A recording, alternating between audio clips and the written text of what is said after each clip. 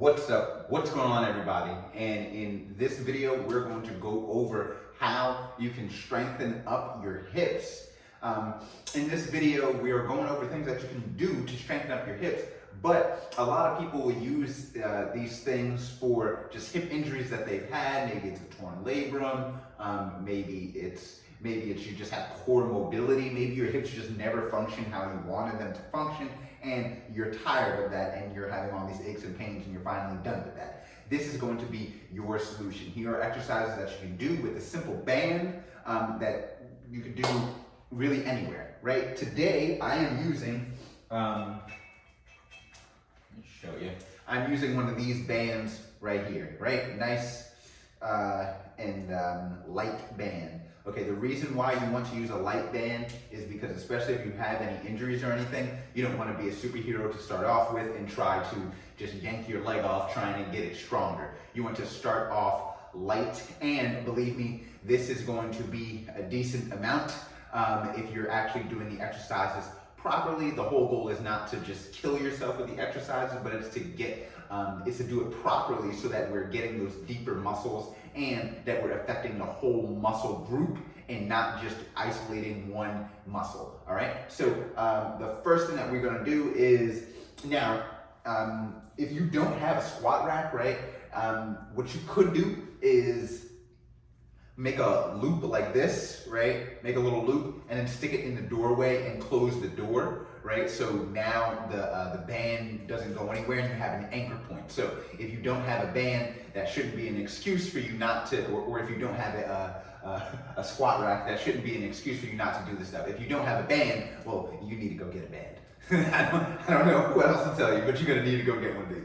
All right, so make sure you get one that's light to start off with. Sure, you can get heavier ones, but I would definitely start out light. Even if you think you're the strongest person in the world, that's fine. We're working with smaller muscle groups, and we want to make sure that we're not doing a lot of compensation patterns. So we take the band, and you could wrap it in the doorway or a door frame or at the bottom of the squat rack. All right, what we're going to do here is four different exercises in 4 different ways. Now, in this series of 4 exercises, we want to do these 10 reps each and 3 sets. In this, I'm only going to demonstrate about 5 reps in each position, but in order to get the full effect of all of this, you want to do it 3 times. Now, if you're doing this before you work out, then I would suggest you do 2 or 3 times. Your first time, I do 2 because depending on how deconditioned you are, or just depending on your body, you don't want to burn yourself out before you work out, because we are strengthening some smaller muscle groups that are supportive muscle groups, right? So if you're doing this before you work out and you've never done anything like this, you would probably do about 2 sets, and then when you're done working out, you get another set in while you still have some energy left in your body. All right, so we're starting off with the band at the bottom here, right?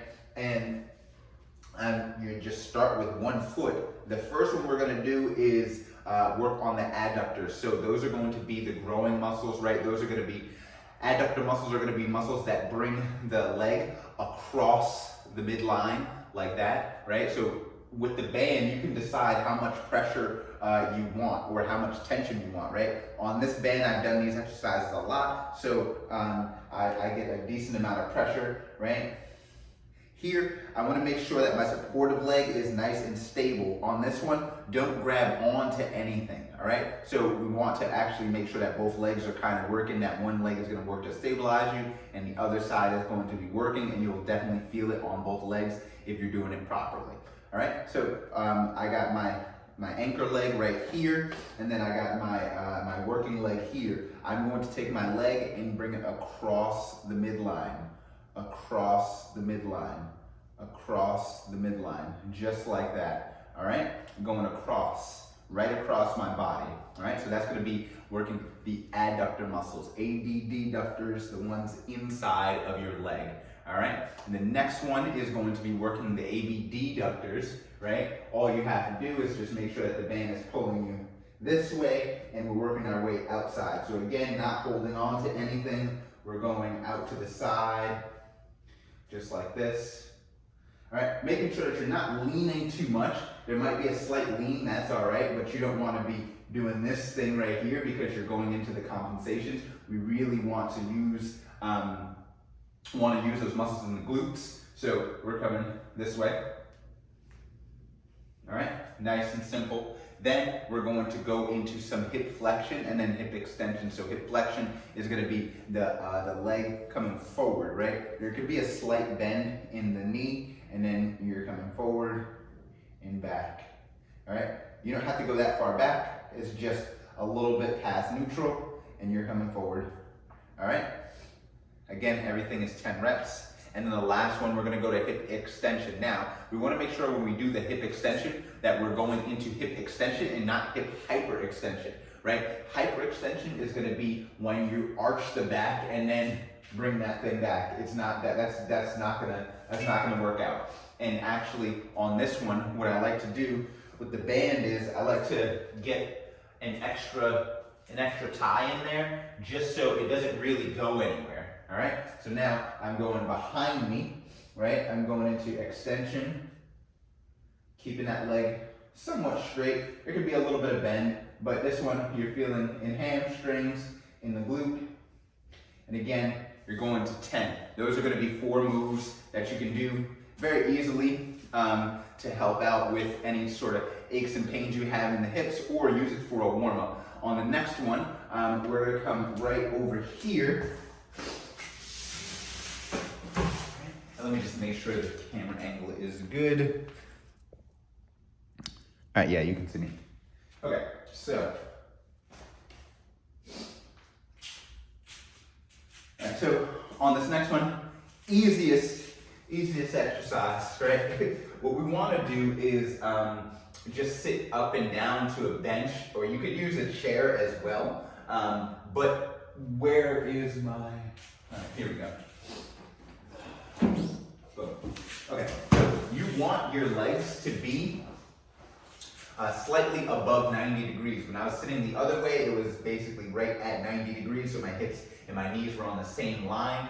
I want my hips to be a little bit higher than my knees in this one, particularly, right? And all we're gonna do is a box squat. When we do this one, we wanna make sure that just for this one only, that the toes are just pointed straight ahead. All right, so this is just going to be for mobility purposes. Normally when you would do your squat, you'd go into whatever kind of position that you wanted to go into, okay? Here, we're just doing a regular squat, all right? We're pushing the knees slightly out, but it's a tap and go. So we're not sitting down, it's here. We're doing a tap and come back up. A tap and come back up, all right? So there, we're going 10 reps, again, 3 sets, nice and easy, nice and simple. The last one we got here, we're gonna be working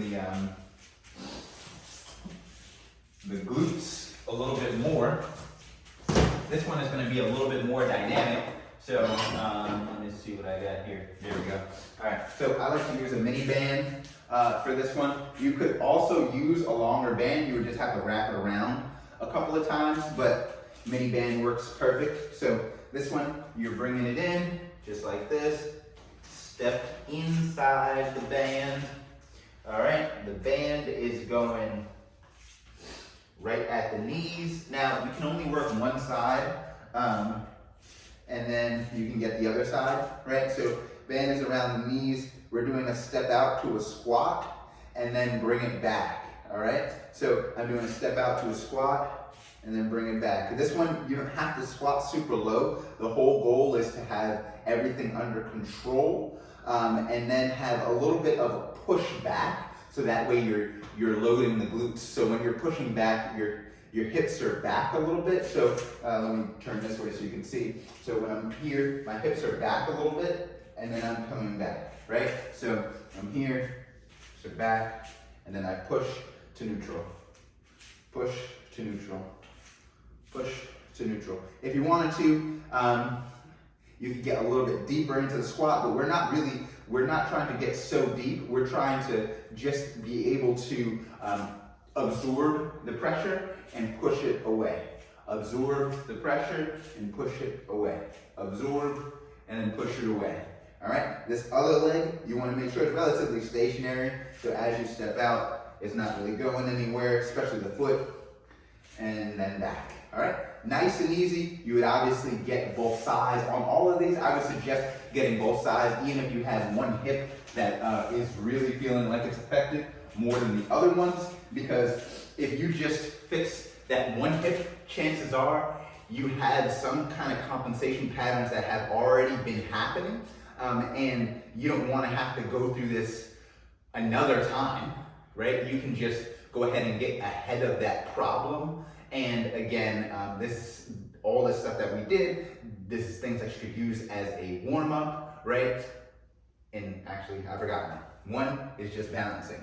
All right, so on this one, you're literally just balancing. Now, this would be probably easy for somebody that doesn't have any sort of hip issues, right? So what I would do, if this is easy for you and you can hold this for about a minute, easy for you, cool. Now you bend the knee a little bit, making sure that when you're here, knee, hip, and ankle are basically in alignment, right? When you're looking here, right?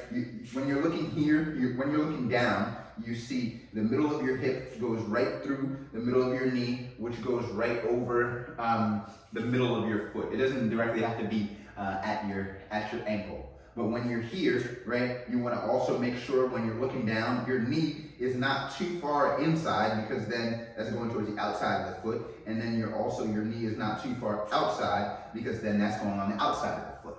All right, we want to make sure that that knee is aligned so that you can, so that it goes right down the middle of that foot. So we're just holding that there. Then you can play around with this other side. So what I like to do is just come as low as you feel comfortable at the moment, and then you're just moving the other leg around and back. And then sometimes I like to play a game where I tap out as far as I can, still trying to keep that neutral position, tap it out, all right, and doing that one for a minute, all right? And then also that one would be 3 sets as well. Make sure you're getting both sides. So those are all the hip exercises. Obviously there's more to do, but this is a great place to start out, making sure that you kind of start bulletproofing your hips and making sure that your hips are moving well. If your hips are not moving well, you feel old and decrepit, and you feel way older than you actually are. So make sure you take care of your hips. And if you have any comments or anything like that, definitely leave it in the comments down below. Also, if you got this far in the video, I'm sure that you'll like the other stuff that's on this channel. So definitely check all that stuff out. And peace. If there's anything that you guys want me to go over movement-wise, definitely leave that down in the description below. Like, comment, subscribe, and I will see you guys in the next video. Peace.